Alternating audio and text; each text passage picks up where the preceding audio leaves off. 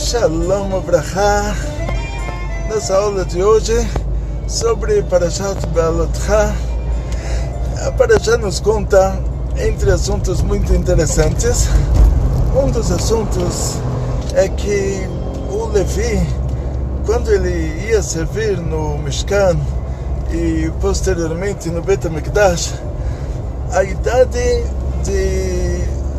de serviço dele, a palavra serviço em português tem vários significados. Tem gente que chama reza de serviço, tem gente que chama trabalho de serviço. O Levi no Bet HaMikdash, ele tocava música, ele carregava os objetos sagrados do Mishkan. Quando o povo de Israel viajava no deserto, quando o templo era móvel, o Levi que carregava esses objetos móveis. Quando o templo era fixo, eles tocavam lá. Por isso, na nossa aula de hoje vai ter um pouquinho de musiquinha de fundo para nos lembrarmos que os Leviim, o Levi no Bet HaMikdash, ele tocava. Enquanto o Cohen fazia o trabalho de fazer o abate do animal, o sacrifício do animal, o Levi, ele tocava uma musiquinha. Ou seja, esse era o trabalho deles principal durante quase todos os 40 anos que o povo de Israel viajou no deserto, e Moshe Rabbeinu ensinava todo o povo de Israel a Torá. Moshe Rabbeinu, diz o Arizal, diz o Zohar, e também o Arizal ele certifica isso, que essa linguagem não é metafórica, que Moshe Rabbeinu, ele se reencarna, ele se torna o Mashiach. Toda a geração dele que faleceu no deserto somos nós nos reencarnamos, nós somos a geração do Mashiach. O Rebbe de Lubavitch, ele era o maior tzadik da nossa geração. Ele falou, essa geração somos nós. Ele é o maior tzadik da nossa geração, não tem concorrência. Então, nós sabemos que da mesma maneira que Moshe Rabbeinu ensinou todo o povo de Israel a Torá, o Mashiach, ele vai ensinar todo o povo de Israel a Torá. Nos tempos do Mashiach já não vou mais precisar de mim, já vou pegar férias, já vou me aposentar. Nos tempos do Mashiach a gente não morre mais, vai ter uma Chaim Nitzchim, quer dizer, nós passamos um intervalo talvez de um segundo de morte clínica para passar entre a vida e a ressurreição dos mortos, mas que você nem vai sentir. Você vai piscar os olhos e vai falar, uau, isso já passou. E o Mashiach vai ensinar todo o povo de Israel a Torá. Quer dizer, eu já estou para me aposentar, então já estou feliz, já estou assim, sonhando que eu vou sentar, vou ver as aulas. Também hoje eu faço isso, eu pego aulas de outros rabinos para ver se eu não estou falando besteira. Antes de eu contar uma aula para vocês, eu ouço essa aula em diversos focos diferentes de rabinos de Israel, e olha, eu estou feliz que a gente está numa situação boa. O rabino de Israel, quando ele dá uma aula de Zohar, ele coloca todo mundo no inferno. Tipo, lembra muito o Nordeste brasileiro. Tem os coronéis do Nordeste, né? Esse tipo aí, Rabino Machão, os alunos dele gostam dele, que ele briga, ele coloca todo mundo no inferno, ele é tzadik, todo mundo é rachá. Então o Rabino de Israel tem que descascar bastante. Está escrito, Rabbi Meir Balanés, ele estudou com o Acher, com Elisha Ben Abuya. E Elisha Ben Abuya era um maior sábio, mas ele era chutado. Está escrito que 4 entraram no Pardes, 4 sábios tiveram acesso ao mundo superior, e um morreu, levou a alma viu um lugar tão bom, não quis voltar para o corpo. O outro levou um susto tão grande, ficou atrapalhado a vida inteira. O outro era o Rabi Akiva, que entrou em paz, saiu em paz. O outro era o Elisha Ben Abuya, que ele chutou o pau da barraca. Por quê? ele se encontrou lá em cima com um anjo Memtet, a gente fala iniciais, que era o Hanoch da Torá, que ele se transformou num anjo. Algumas pessoas da Torá se transformaram em anjos. Tem a Batia, que é a mãe do Moshe Rabbeinu, que se converteu ao judaísmo, ela virou um malach também, ela não morreu. O Hanoch, não sei como se escreve em português, deve ser Enoch, não sei, vocês procuram lá depois. Esse Hanoch, ele viveu 500 anos, uma média de 500 anos, mas Deus levou ele porque ele estava bem, para ele não ficar mal como todo mundo que causou o dilúvio. Deus levou ele na hora que ele estava bem, para ele ter um cargo lá em cima. Ele se tornou o anjo Memtet, que é no mundo de Tzirá, na hora que ele é o responsável por esses 70 anjos dos 70 povos que eu contei para vocês. E na hora que o Elisha Ben Abuya viu aquilo, ele viu também como é a Sitra Achara antes dela se misturar, como é o lado ruim antes dele se misturar com o lado bom aqui nesse mundo, que esse lado ruim, ele começa na quebra dos receptáculos lá em cima, ele passa por cada mundo espiritual, mas não se mistura. Mas parece que Elisha Ben Abuya viu isso lá e chutou o pau da barraca aqui nesse mundo. Só que ele sabia muita coisa. O Rabbi Meir Balanés perguntou para ele: por que você não faz tchuvá? Ele falou: ouvi uma voz do céu, todo mundo vai fazer tchuvá, Chutz Miacher, fora o outro. O outro era o apelido que deram lá em cima para ele. Aí o Rabbi Meir falou: olha, então uma tchuvá normal para você não serve, que o que você fez é grave. Mas o que quer dizer? Todo mundo vai fazer tchuvá, todo mundo pode fazer tchuvá sem empecilhos. Mas para você fazer tchuvá vai ser mais difícil, mas você consegue. Perguntaram para o Rabbi Meir como ele estudou com uma pessoa dessas. O Rabbi Meir falou: olha, eu pegava a fruta e jogava a casca fora. Então de vez em quando tinha muita casca, de vez em quando tinha pouca casca, mas eu aproveitava o bom que ele sabia e muita coisa que ele falava que era besteira, eu jogava fora. E o Rabbi Meir sabia diferenciar entre o que era certo e o que era errado, e ele sabia quando uma coisa era certa, mesmo de uma coisa nova que ele só aprendeu agora. Aí ele entendeu que aquela opinião estava certa e outras opiniões ele entendia que estavam erradas, e ele pegava a fruta e jogava a casca. E a mesma coisa a gente faz muitas vezes. A mesma coisa aqui no nosso caso. Diz a Parashá nos conta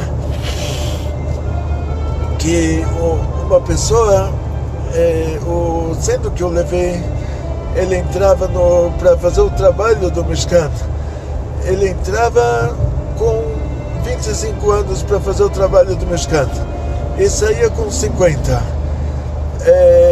Esse trabalho no templo móvel de carregar as partes do Mishkan. E em outro lugar está escrito que ele entrava com 30.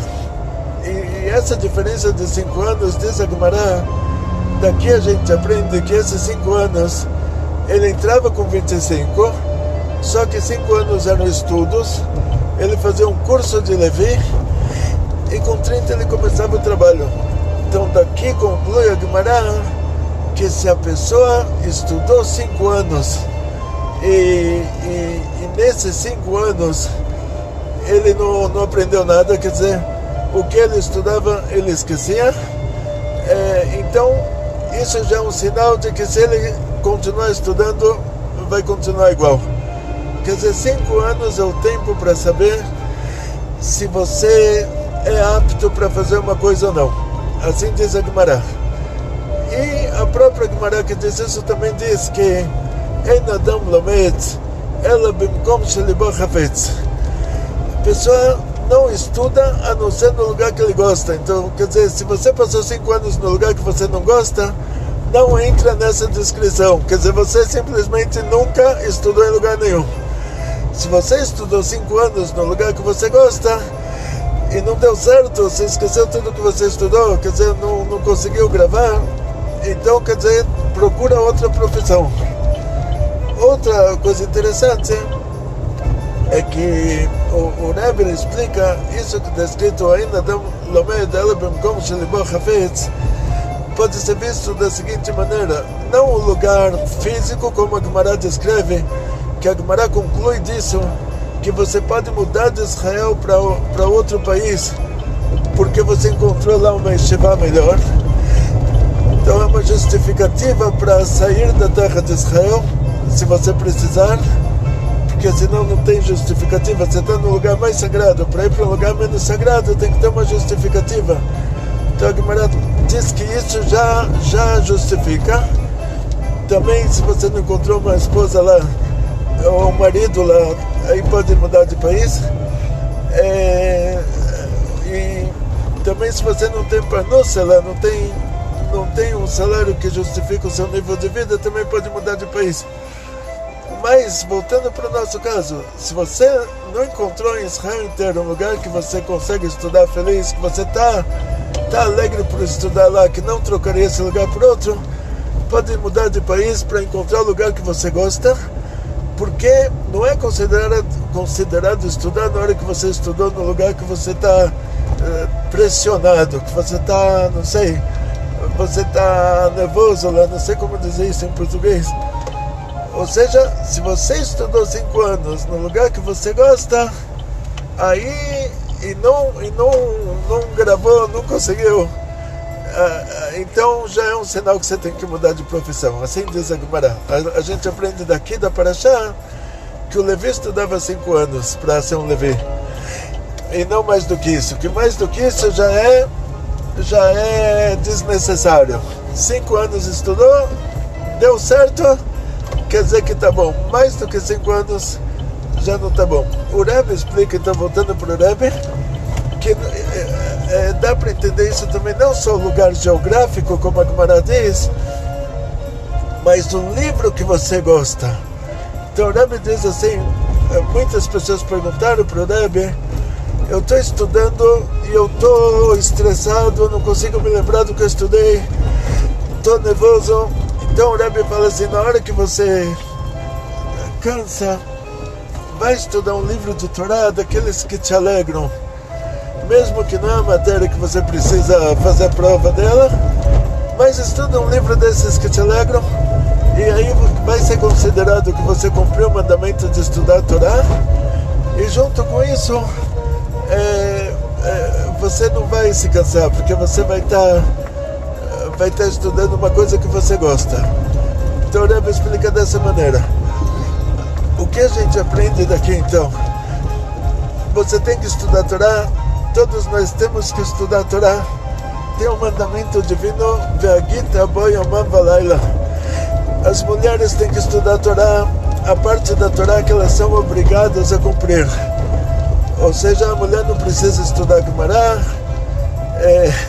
Ao contrário, nossos sábios pediram para as mulheres não estudar Gemara, porque a maioria das mulheres são puras de coração, e esse estudo para elas não vai servir muita coisa, porque não está muito dentro da categoria delas, mas não vai ajudar quem precisa, mas vai prejudicar uma mulher específica, que ela não tem boas intenções, que sendo que na Gemara se aprende como fazer o julgamento, e essa mulher que não tem boas intenções, já aprendendo essa Gemara, ela sabe que se a pessoa que está sendo julgada, se ela responde assim, ela sai livre. Se ela responde de outro jeito, quer dizer que ela é culpada. Então ela já descobre como se faz o julgamento, ela já sabe o que responder lá, e não vai ser bom.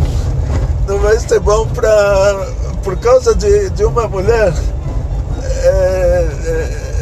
que pode usar isso para o mal.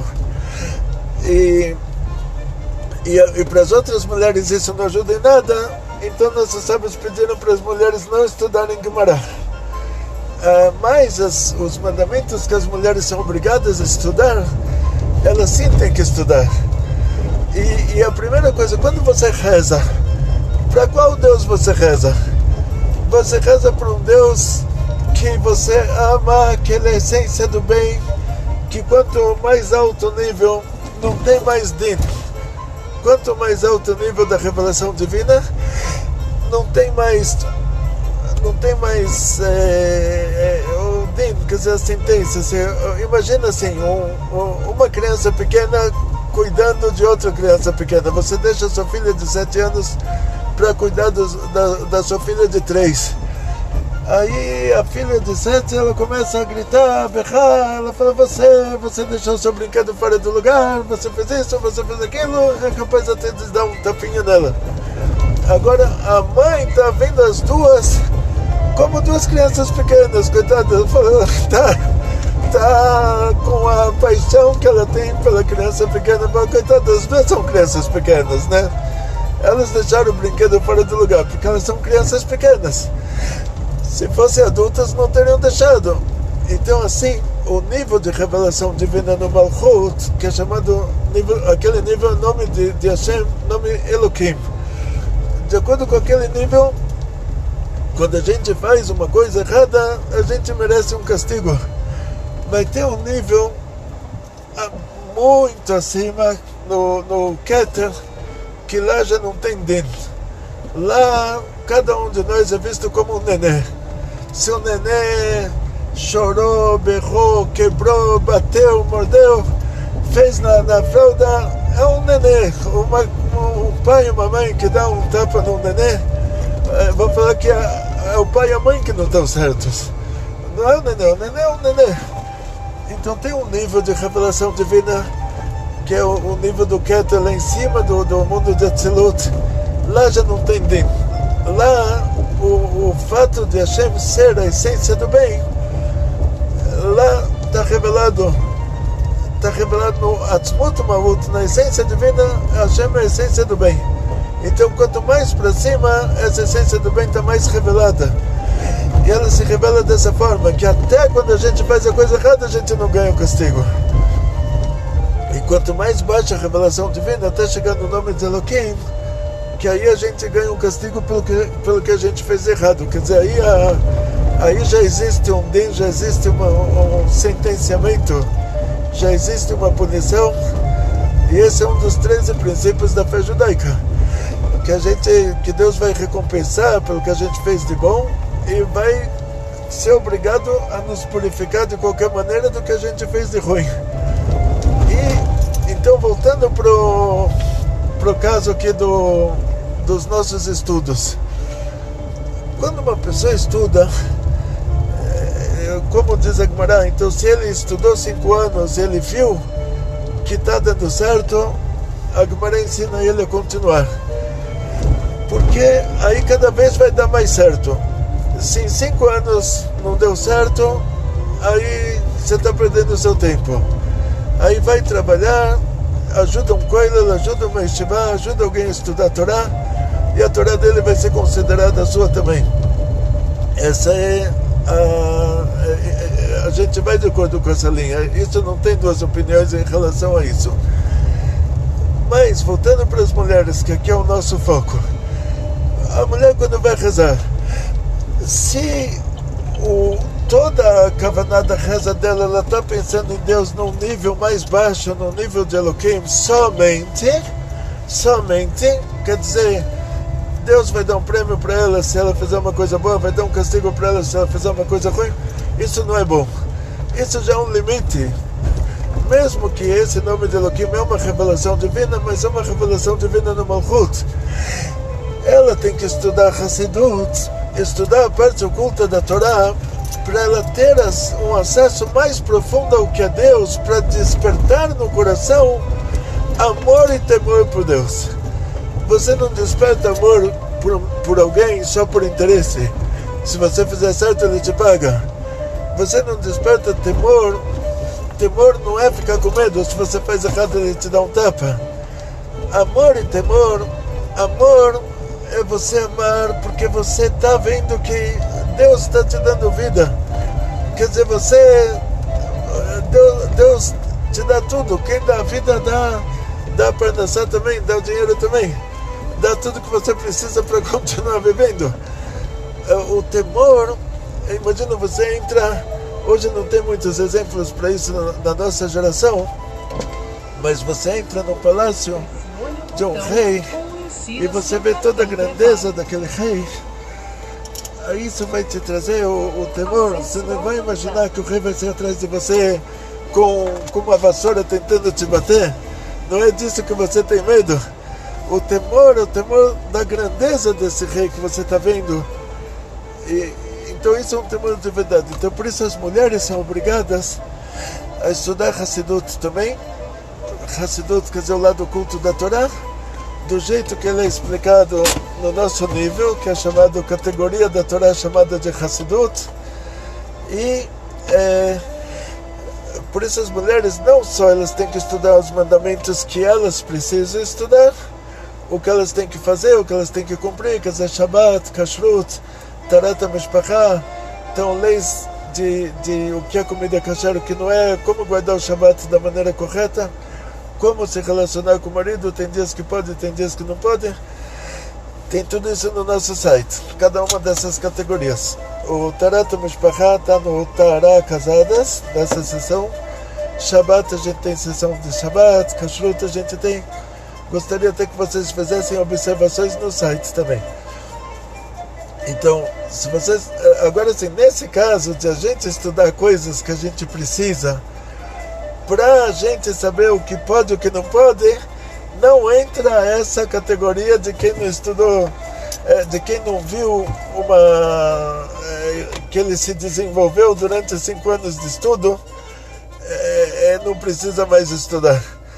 Isso está se falando sobre a pessoa que está estudando o dia inteiro. Agora, estudar as coisas que a gente precisa no dia a dia, isso cada um de nós tem que estudar. Se você é inteligente, se você não é inteligente, cada um de nós tem que estudar. Se você se lembra do que você estudou, se você não se lembra, isso a gente tem que estudar a vida inteira.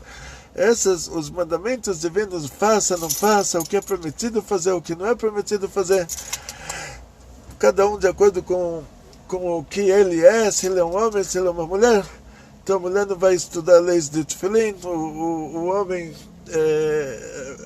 tem que estudar leis de Shabbat como a mulher, mas a mulher tem leis de Tzitzit, ela não precisa estudar.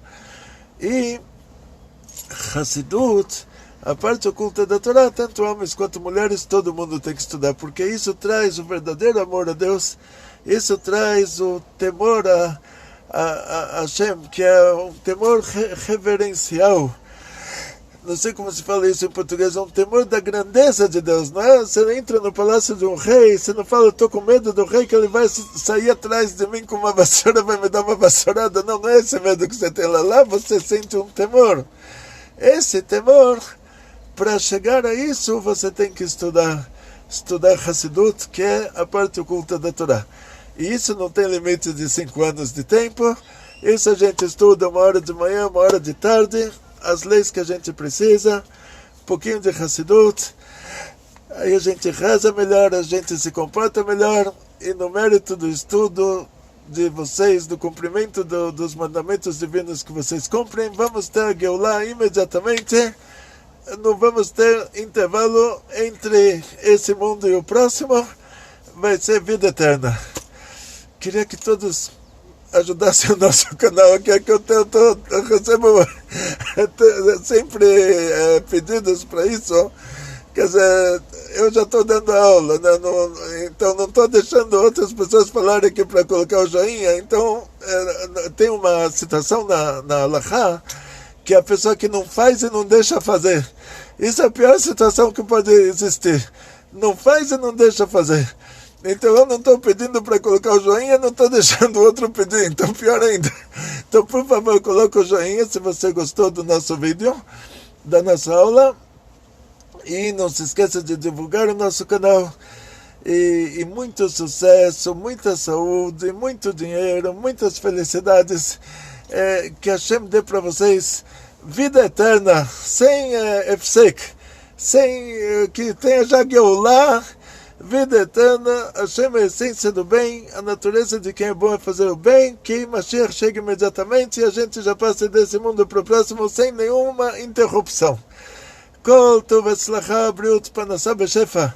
Kol tov.